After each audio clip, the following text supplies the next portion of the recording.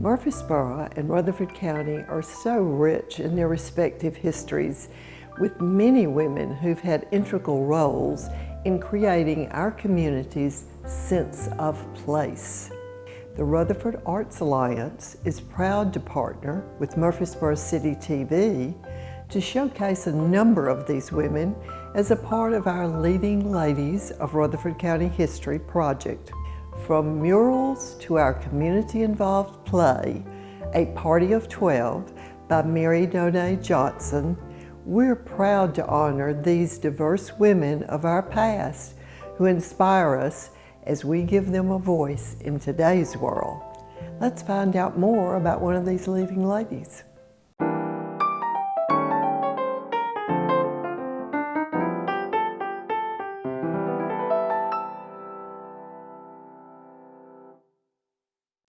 Christine Huddleston was an influential community activist and the first woman ever elected to the Rutherford County Commission. She was passionate about helping others and founded the Room at the Inn homeless shelter in Murfreesboro. Her son, Tony, talks about her life and her dedication to helping those in need.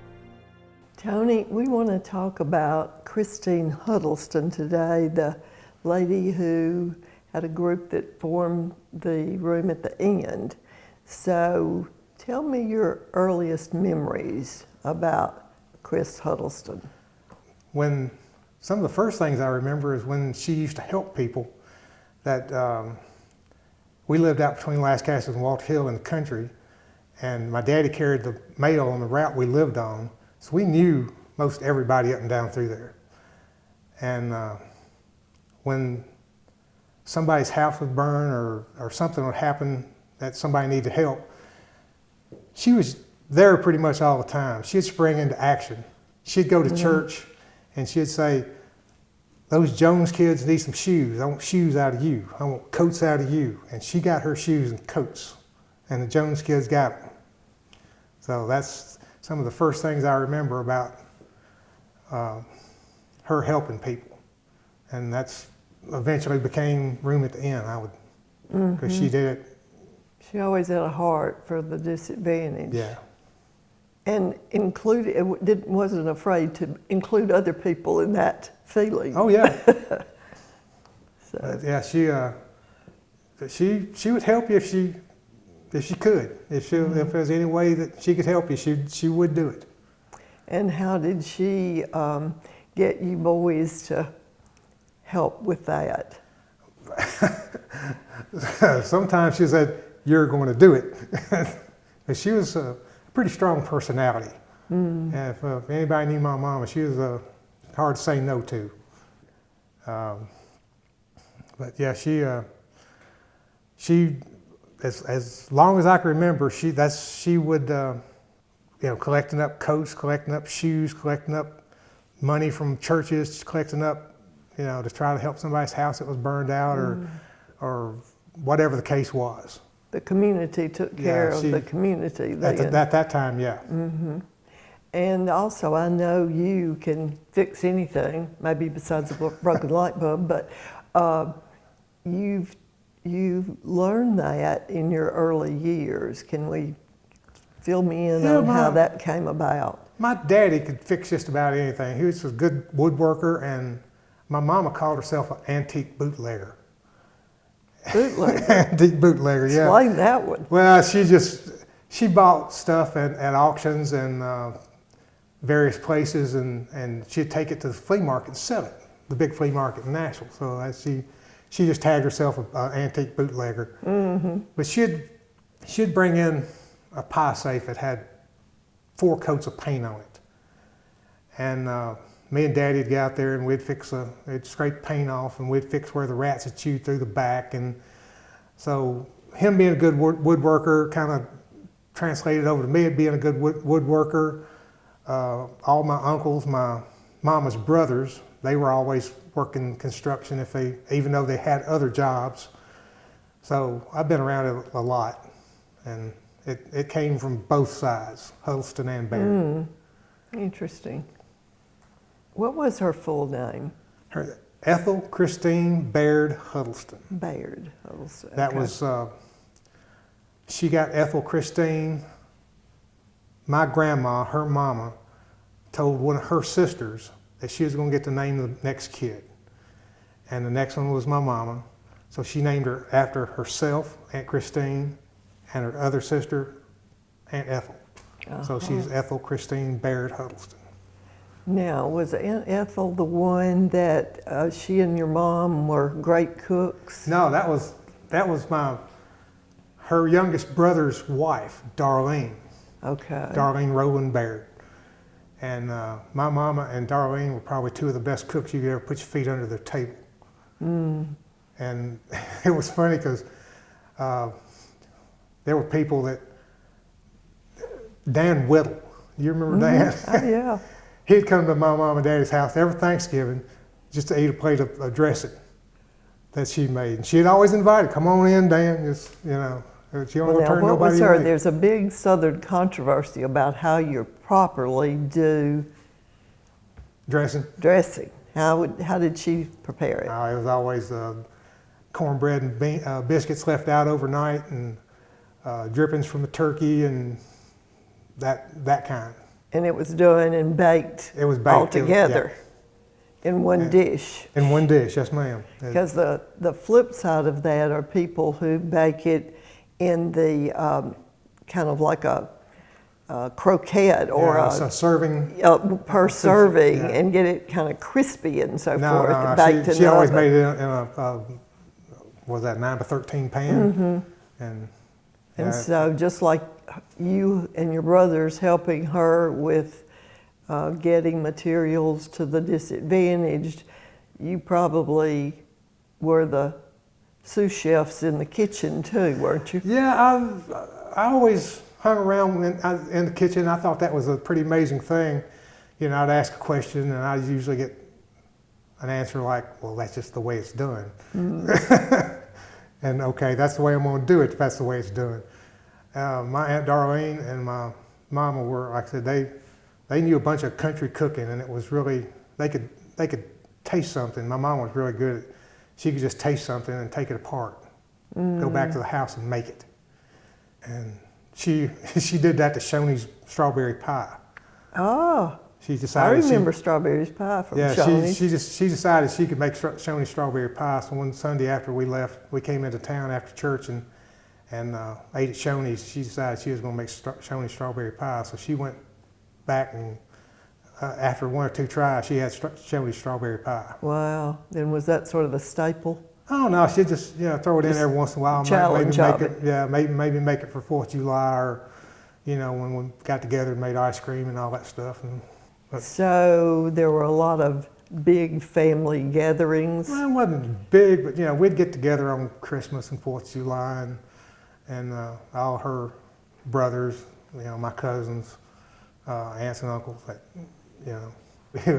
We had. She had one brother, Possum. His name was Robert, but everybody knew him as Possum. Electrician from around here forever. They had, like on 4th of July or Christmas, when fireworks would happen, they'd always take all the firecrackers and bottle rockets, put them in a bag. Possum would give all us a lit cigarette, and they'd go back in the house. So we'd be out there shooting fireworks. Oh my goodness. Oh my goodness. That was my Uncle Possum, though. But yeah, she had Uncle Possum, Robert, Uncle Dudley, Uncle Charles, and Uncle Gary. That was her brothers.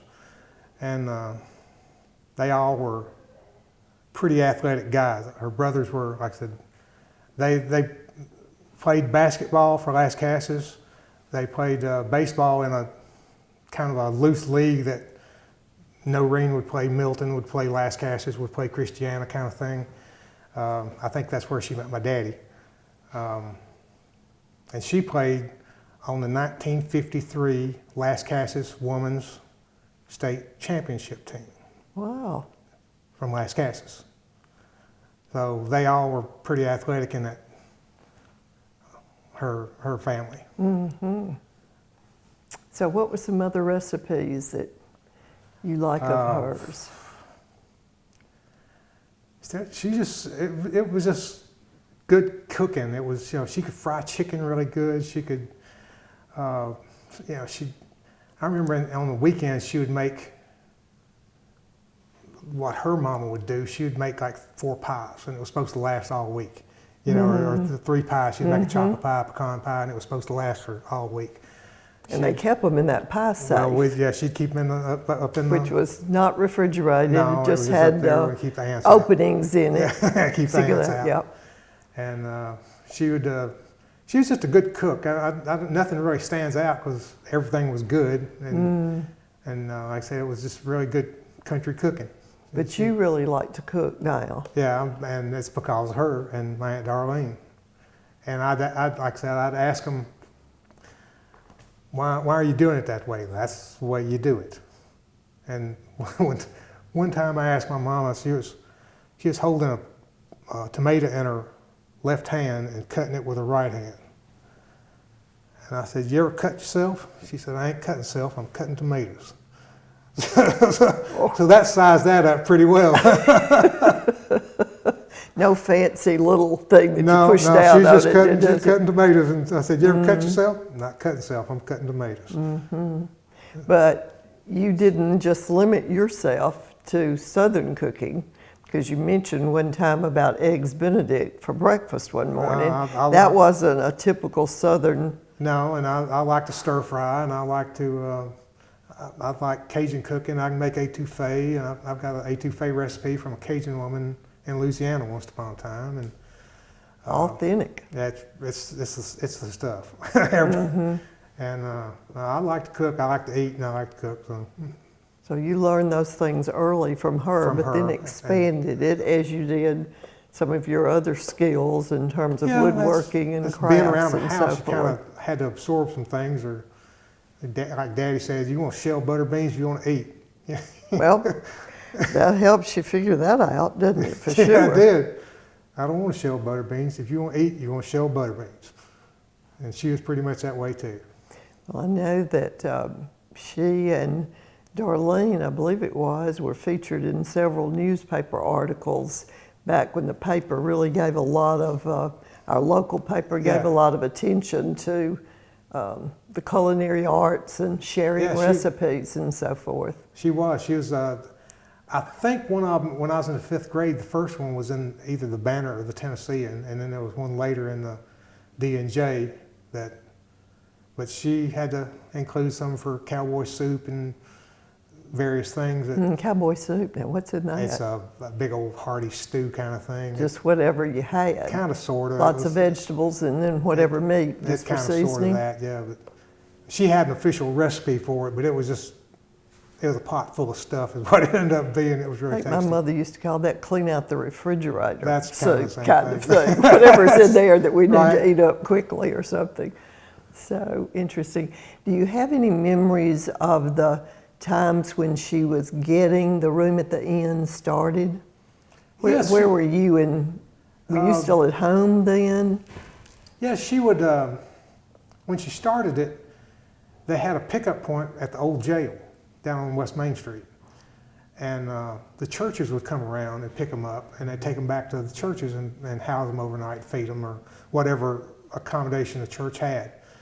Put them in their gymnasium, put them in their wherever. And see, I used to go down to the old jail and collect everybody up. Everybody had to sign in, had to be in before 7 o'clock when the churches came around and got them, or whatever it was. And so I helped with that, and kind of kept people in line a little bit. With sometimes somebody come in drunk, or and we kind of have to straighten them out a little bit. But she always said, they need a place to sleep too. And I remember one time she said, I'd hate for the good Lord to be out here needing something to eat and some place to stay, and me turning them away. Now, the house that I remember her in is the log house. Yes, ma'am. Over on Church Street. So, but you were mentioning out at Las Casas. So when did you move to town? We moved, when I was born, they lived in Canesville. And then they moved from Canesville to right upside the old Las Casas School. And then they moved from there to out between Las Casas and Walter Hill on Holly Grove Road. And then when I was in the 4th grade, we moved into town. But that was over on Eventide. And at the time was way out of town. And then in 1978, they bought that log cabin on Church Street. And me and Daddy worked on that house, and various other people. We worked on the house for 5 months. Wow. And then they lived in it until she died. Daddy died when, and then what, 15 years later she died. But they lived in it until they were gone. Wow. So the house was sort of like the pie safe.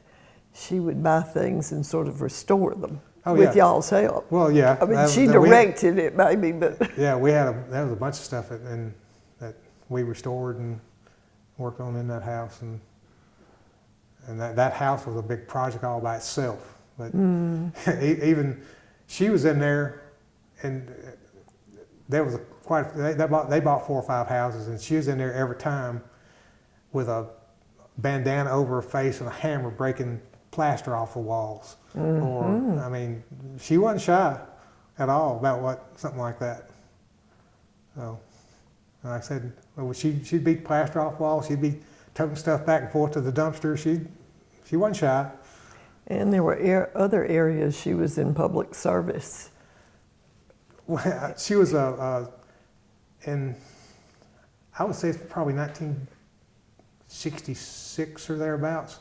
She was the first woman elected to the Rutherford County Court, which is now the commission. They were magistrates at the time, now they're just commissioners.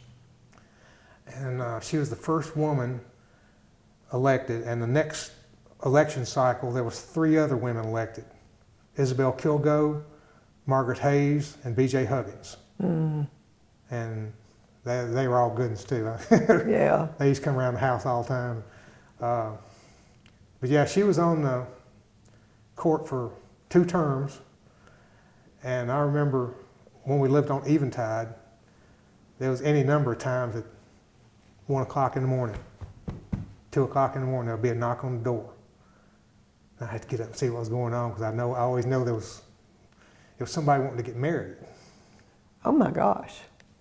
I thought maybe it was the police needing her to sign something. She was a magistrate, and they could perform, yeah, they could do that then. She could perform wedding ceremonies. And there was any number of times that she would, I was sitting at the top of the stairs, and she was standing in the door, and 2 people standing on the front porch, right outside the door. I do, and they're gone. And wow. I don't tell how many times I watched that. And as a matter of fact, there was quite a few people on their 40th anniversary want to renew their vows, got her to do it again. Oh, wow. They found her, and there was a couple times, she was on the Ways and Means Committee, which that means you got to find the way and the means to pay for whatever the project is. So she kind of had her thumb on where the money was coming from and going to. And there was any number of times that she would be holding court out there in the front yard. There was one time that the deputy sheriffs wanted more deputies, more money, more cars, more something. And they came over there, and she was on the front porch, and they was in the yard, and they pleaded their case and what they needed and so forth. And she was seeing what they get done, so. I bet she'd always listen. Oh yeah, to whatever group came. And if she could help, she'd help. And she was on, I think it was 2 terms. The first one was out at, we still lived out between Lascassas and Walter Hill and Holly Grove Road. And I remember going politicking with her. At night, after when Mom and Dad come in, we'd eat, then we'd get in the car and we'd have to go. And we'd go, it didn't matter if it was, white folks' house, black folks' house, didn't matter. We was going in, we was sitting, we was talking. And like I said, we knew most of them anyway, because Daddy carried the mail. And I remember sitting on the porch with Mr. McAdoo. Didn't seem odd to me. Just, that's kind of the people I grew up with. They was all good folks, that's right. And Polly and William Swader, I remember going in and out of their house like I lived there. That's the way we were out there. And that's that sense of community. Yeah. Like I said, it didn't matter for white folk, black folk, we was just folk. And that's the way she pretty much approached everybody. So she was really a trailblazer in women getting into public service, because... I would say, yes, around here, because she, like I said, she was the first woman, and if she could do, she knew how to hold that spot and do with it, make that spot work. And she did.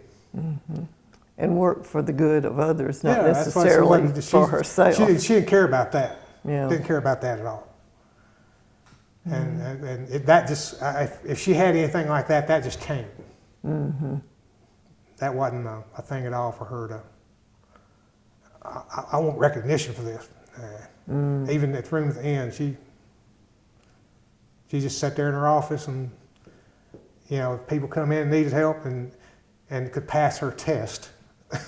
Oh, tell me about that. I didn't know much about it. I mean, she had to, a retired FBI agent, a friend of mine, said that she was the best interviewer that he'd ever seen. Now, he's an FBI agent. Wow. He said, I had never seen anybody interview somebody like that, because he said she could pull out of somebody in a heartbeat. So a vetting process to make sure they really needed the and help. Just wasn't a drunk looking for someplace to sleep. I gotcha. And like I said, Mark, he told me, he said, I've never seen anybody, she's the best interviewer I've ever seen. And he was trained by the FBI. So that says a lot right there. Yeah. So she was tough, but she was fair. Oh yeah, she was, she could be, I saw her one day at the credit bureau. I was already kind of getting kind of tense about it, and there was a guy came in there that had been denied his mortgage or his car loan or whatever it was because of something that the credit bureau reported. They had a charge off or whatever it was, and he was going to make her take it off his record so he could get his car, his mortgage or whatever. And she said, I don't work that way. And he started in on her, and she just toe to toe with him. And Jennings and Ayers going to take you out here feet first. You mess with me. Whoa. And that was the end of that. He backed down. Yeah, and I was already getting kind of concerned about the situation, and I saw that was fine. She had that, no problem. So how long was she at the credit bureau? I remember her working first at Roan Jewelry Store across the square over there. And she was the credit manager and assistant manager over there. And then she went to H.A. Todd furniture store down on East Main Street. And she was the credit manager down there. And then she went to the credit bureau. So she was at the credit bureau 30 plus years. Oh, wow. Pretty good while. She was the manager from day one. So she was doing that while a lot of this public service work was going on too. And it was kind of, I think she kind of blended the two together, because, working with credit at the bank or whatever, she kind of got to know everybody and knew who she could kind of strong arm at that, or just knew everybody. And it's kind of hard to say no to her. And they all had similar characteristics, those jobs, in terms of what her role in them. I can see that. She had a degree from what it was called Middle Tennessee State College, or Normal, or whatever it was at the time. But she had a business degree from there. And it was, I don't know what kind of degree, but she went there and she could, that's where she learned typing, that's where she learned bookkeeping and all that that she knew. And that's what she was doing. I think her first job proper was at the sock counter at Woolworths. That's kind of funny that Woolworths had departments like that. Well, it was a fine department store at one time. Well, it was. How does it make you feel to think that we're going back and taking these women's lives and trying to hear from family and friends what they were like and what characteristics they had and what they championed and how they influenced you? How can that influence other people in our county, do you think?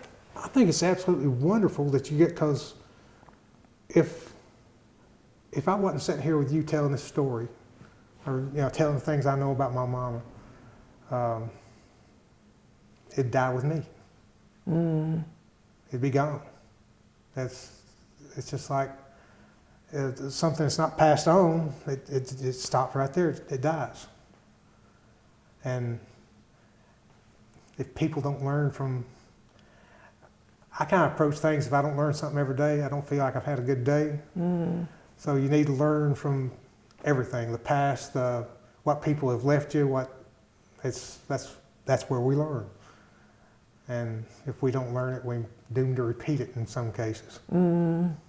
There's a lot to be learned from just sitting on the porch talking to somebody.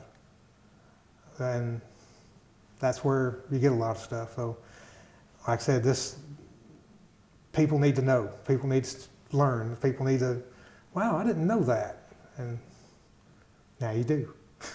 And I think at the time they lived, in many cases, the men, because women were so busy at home having, and the men got the recognition for anything in the public at the time more than the women got for things that they had done. I always thought that kind of played into her because she didn't want her brothers one-upping her. In sports. And that competitive spirit came from having brothers. I always thought that was kind of part of it. Because, like I said, she was on the basketball team, they were on the basketball team, they played baseball, they were just a bunch of athletic bunch. So I always kind of thought that might have pushed her along and didn't want to be left behind, because every one of them played baseball, played basketball, and so did she. And there was a brother on the commission, right? Yeah, her next oldest brother was on the commission too. And I was talking to my cousin, his son, on Labor Day, and he said he thought that they were on at the same time, like in the early 70s. And I don't remember that, but that he said he remembered that's when his daddy was on. So they must have been on at the same time, but I don't remember that. But I know he was on the county court. I just don't remember when. Gotcha. So there again, that might have been not wanting to let somebody catch up with her. Yeah. For more information about our project, Leading Ladies of Rutherford County History, visit our website, leadingladiesrutherford.com. Or if you have a story of someone from the past who inspired you, you can share it on our website. For more information about the Rutherford Arts Alliance and what we're doing to promote arts, culture, and heritage, visit rutherfordartsalliance.org. And thank you for watching.